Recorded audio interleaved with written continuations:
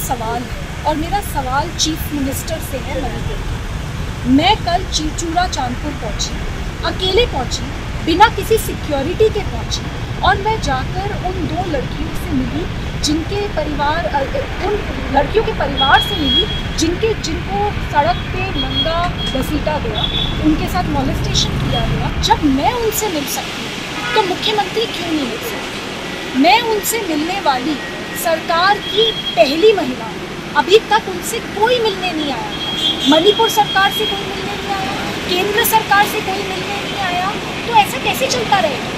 जब मैं उनसे मिली तो उन्होंने मुझे बताया कि उन्हें किसी प्रकार का कोई कॉम्पनसेशन नहीं मिला है, कोई काउंसलिंग नहीं हुई है, कोई लीगल हेल्प नहीं मिली है। मैं ये जानना चाहती हूँ मुख्यमंत्री से कि वो अपने घर में क्यों बैठे रहते हैं, वो जाते क्यों नहीं?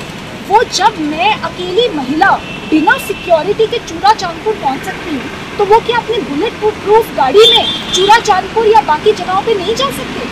मेरे हिसाब से मुख्यमंत्री मणिपुर का डेजिग्नेशन तुरंत केंद्र सरकार को ले लेना चाहिए और मैं दिल्ली जाके केंद्र सरकार से सबसे पहले ये अपील करूंगी कि इस आदमी का कोई हक नहीं बनता कि ये मुख्यमंत्री बना रहे। और दूसरी अपील मेरी केंद्र सरकार से रहेगी कि प्लीज़ प्रधानमंत्री जी आप मणिपुर आइए, यूनियन WCD मिनिस्टर आप मणिपुर आइए, home minister of the country आप मणिपुर आइए।